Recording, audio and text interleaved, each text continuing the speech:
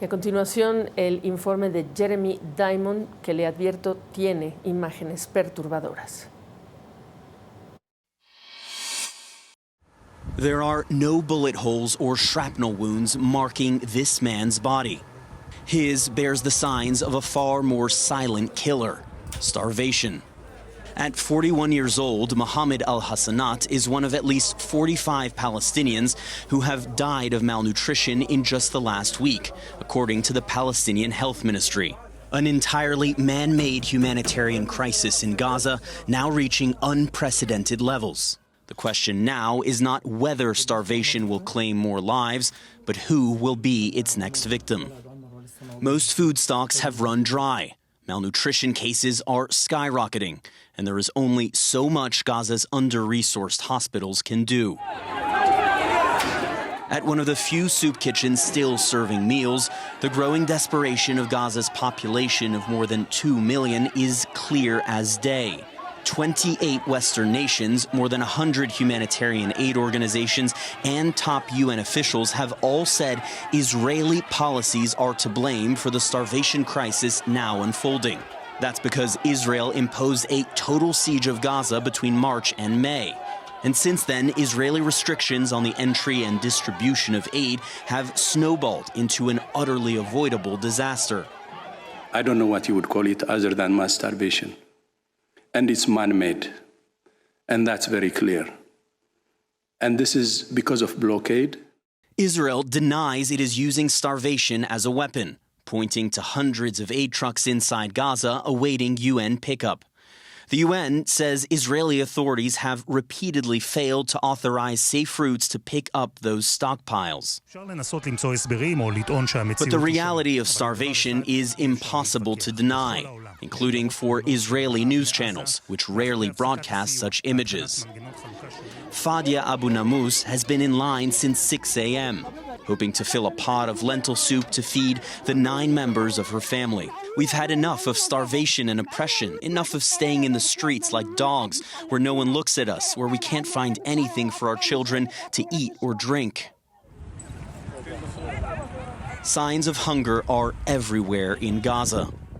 This man collapsed while sifting through the wreckage of the latest Israeli offensive. He says he hasn't eaten anything lately but scraps of bread. Moments later, his body gives out on him again. He's simply too weak to go on. Jeremy Diamond, CNN, Tel Aviv. Mientras las partes en conflicto se culpan mutuamente, UNICEF señaló que las muertes infantiles por desnutrición en Gaza han aumentado 54% desde abril, citando cifras del Ministerio de Salud de Gaza, que declaró el martes que 900,000 niños pasan hambre y 70,000 ya presentan síntomas de desnutrición. Rachel Cummings, directora humanitaria y jefa de equipo de Save the Children en Gaza, en Deir al-Balá, gracias por su tiempo. ¿Cuál es la realidad de todos los días en el terreno? The reality on the ground is absolutely desperate, and I see daily children on the streets looking, desperately searching for food. I see children walking with empty bowls, looking for food to take back to their families. Children carrying empty bottles, looking for water. A couple of days ago, I drove through Deir al-Balá market, which is very close to where I am here, and the stalls were empty. Now, in the last couple of months, there's been some supplies, sometimes in Gaza and in Deir al-Balá market, but for the last 7 days in Gaza, there has been no food in the markets. There is no food here, and this is what I'm seeing.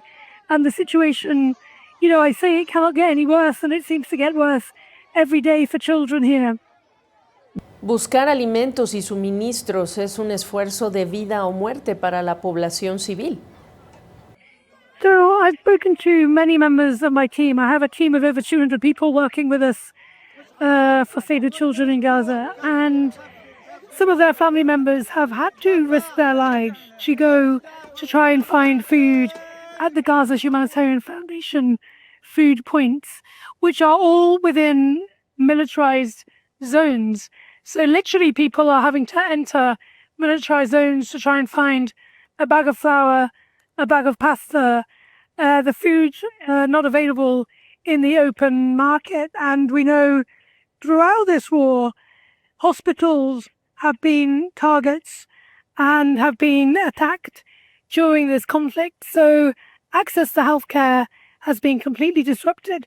Save the Children, we're providing health services in clinics in Dalabala and Khan Yunis, and we literally see 200-300 people a day in our clinics. And increasingly, very concerningly, we're seeing many more children and pregnant women, breastfeeding women come into a clinic who are malnourished, and this is very, very concerning for us.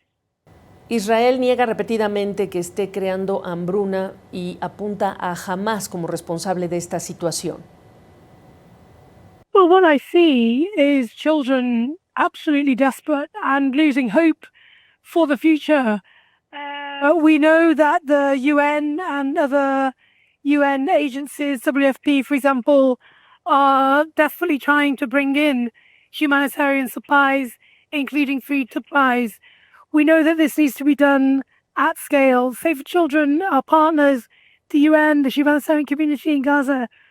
We know how to do safe and dignified distributions. We know how to alleviate suffering. We know how to treat malnutrition, prevent malnutrition. We need to be allowed to do our jobs here. And navigating the complexity of an ongoing conflict, a very kinetic environment, is becoming harder and harder for our teams to be able to move around Gaza, to be able to provide essential services for children here. Y más de 100 organizaciones sonaron la alarma en un comunicado sobre esta situación que además lleva meses en deterioro. Se advirtió. Yeah, this has been predicted, and of course this is our biggest fear since the 2nd of March, when the complete blockade was put around Gaza. No humanitarian or commercial supplies have entered Gaza consistently and at scale. Between January and March, we were seeing around 600 trucks a day of supplies coming into Gaza. Now we're seeing much, much less than that, less than 100, less than 50 a day, and inconsistent. So what we need to happen is humanitarian supplies to enter Gaza, food to enter Gaza at scale and in an organized way within the UN system. As I said, we know how to do safe and dignified distributions. Key to those safe and dignified distributions is our connections and relationships with communities, and communities are desperately hungry. So we need to be able to meet the needs of the people here and alleviate the suffering. ¿Cómo es el desafío para su equipo de trabajo después de tantos meses de combates, bombardeos, evacuaciones y ahora este desafío mayúsculo? It's desperate, actually. It's desperate. I've been working in Gaza since last February, and I have a team of 200 people who turn up to work every day to support the work that we do as Save the Children and play a massive contributing role to the whole of Gaza. But they are all exhausted now. They are all hungry, and I see it. And this week has felt like a tipping point, actually, to see how thin my team are. Everyone is visibly thinner, and I'm deeply concerned about some of the women in my team who are extremely thin, and they share, their coping mechanisms in their households. They will eat last, their children will eat first. And now I'm seeing the results of this sustained over time, and now there is no food for them, and they've shared.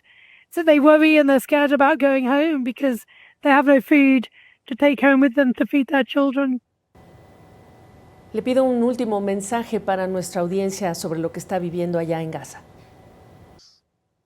There needs to be a significant change. We've reached this point. It's untenable to continue. Over 2 million people on the brink of famine. We're now seeing people dying of starvation. We need supplies, we need access, and we need the world to stop bombing children in Gaza. Rachel Cummings, gracias por la oportunidad de esta entrevista. Thank you very much.